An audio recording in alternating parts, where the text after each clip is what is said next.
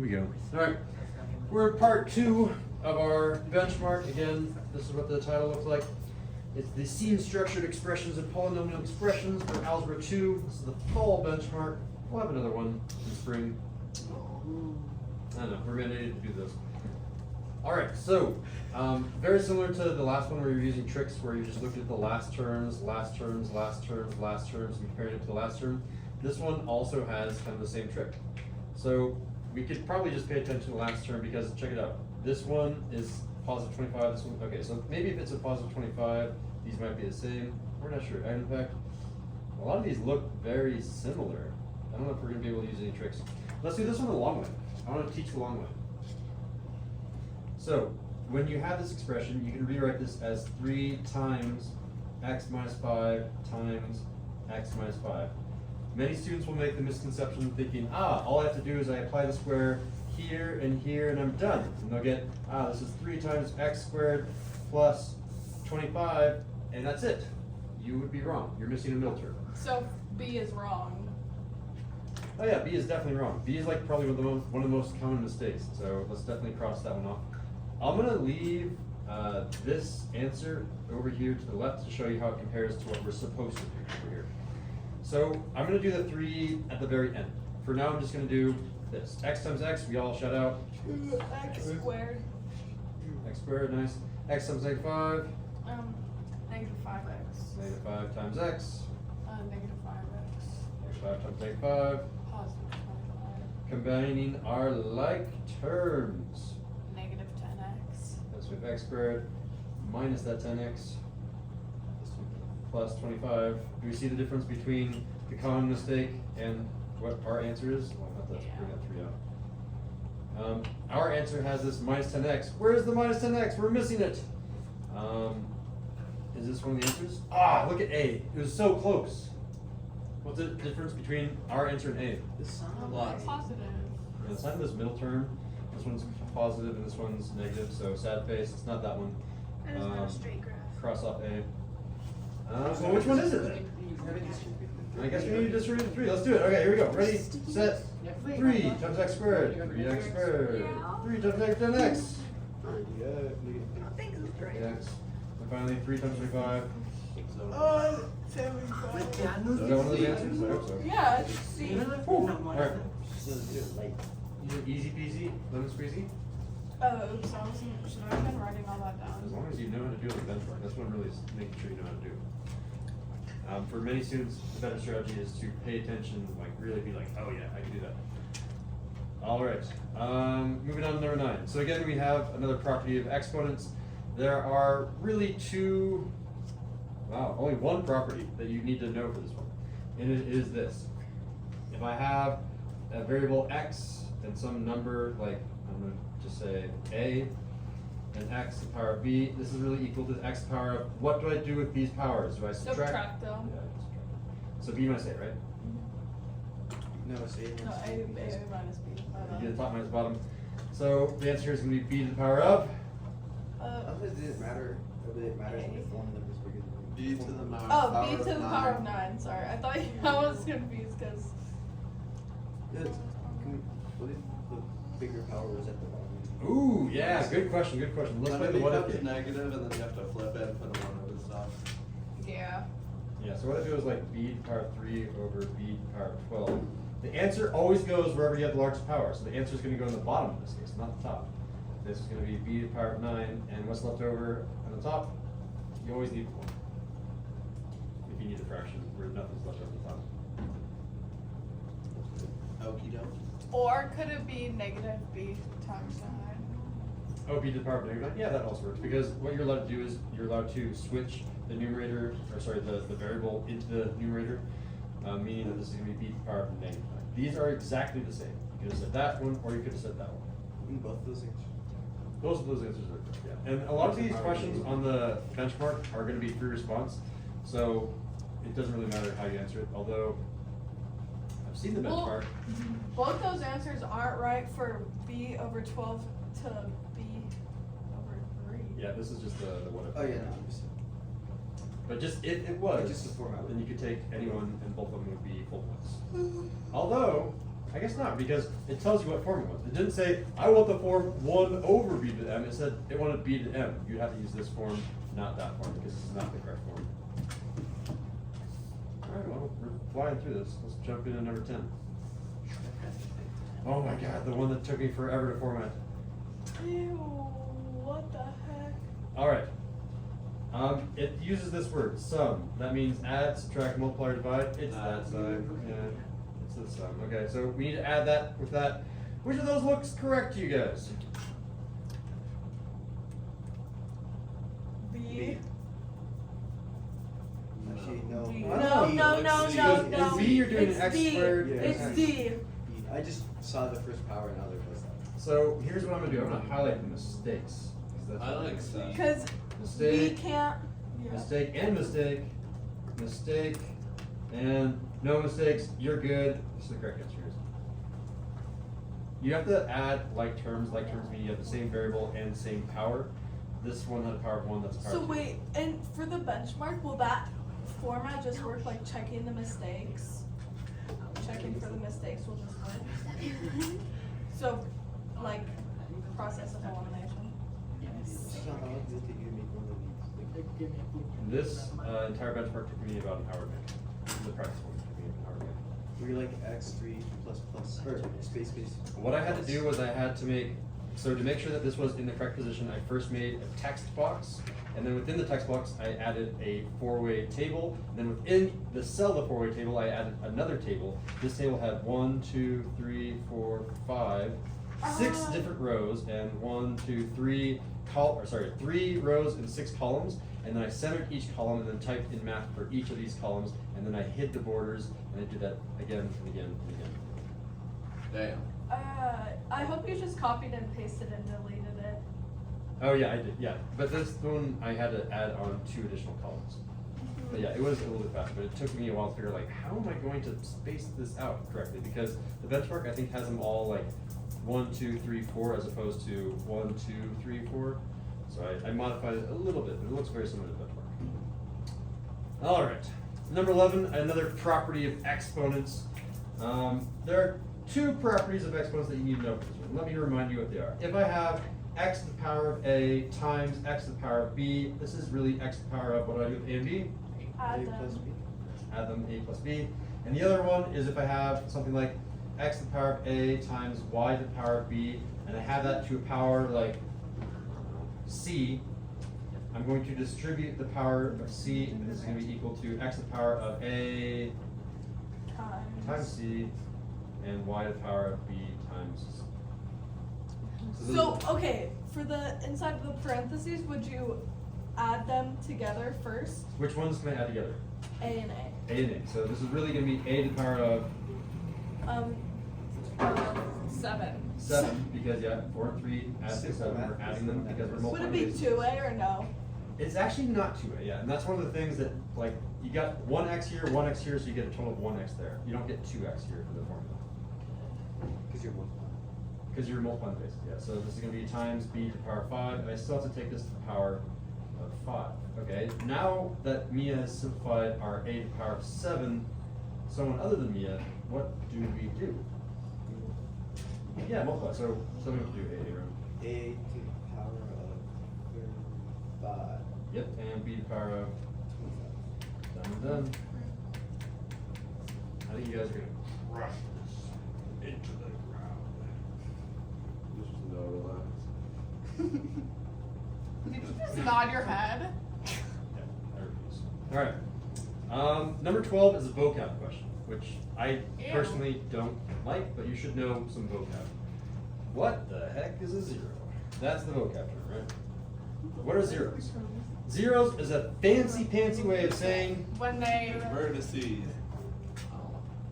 Intersection. x-intercept. That's what a zero is. So there's 1. Where's the, Or x equals 3. not the y-intercept, but the x-intercept is at C. 3. Three. So it's C. 3. Let's see. Done and done. Yeah, that's so bad. I mean, if you know what a zero is, then it's easy to answer this. Can you imagine not having to practice test and going into this and like, what's a zero? Like, it's right there, Mr. Sindel. Like, I don't know what you want from me. Zero's an x-intercept. What do you get it wrong if you circle a 0? Yep. What if you circle C and 0? That's just like next level. Right? We have 3 questions left. And It that says last all one the is a zeros. doozy, so let's get to that. It says Ooh. Oh! 13 is rough if you don't know what you're doing. I'll show you the trick. 14, we've already talked about before. Distribute? And 15 is brand new. So, let's read the question, because the question is interesting. So it has an expression, it's like, okay, consider that. I've considered it, moving on. We want to find a value of C. So we're gonna have something that looks like this. We're gonna say C is equal to, I don't know, 10. We're gonna have a number for C. We want that number so that I'm allowed to perform division, and there's no remainder, meaning there is no denominator. No remainder is the equivalent of saying there's no denominator. That's the key part of this question. So I'll write this down. No remainder, I'm gonna say no denominator. So, what is something that I could do such that I could cancel this and this out? I want to cancel this and this out. Make it C6. Done and done.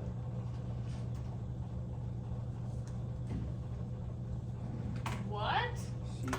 If C was 6, I would have x plus 3, which hasn't moved, x plus 6, all over x plus 6. Because these two terms are being multiplied, you are allowed to cross cancel them. You can say, okay, they cross cancel, gone, and look, we have no more denominator. Oh. Okay, hold on.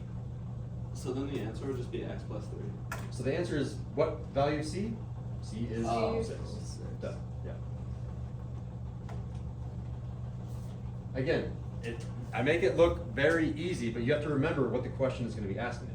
What dare we They are going to be asked, we can take it tomorrow if we want. Okay. They're going to be asking the same question. They're going to say no remainder, but you need to, in your mind, convert that to no denominator. All right. And for 14, 15, I need to get the 3 people that have not talked yet in here. All right. Number 14. So, this is a different form of a quadratic. Do you guys remember the first form that we talked about? It's called vertex form. No. Vertex form, as a review, was when we had a function equal to something like this, where we had like x plus 3 squared minus 2.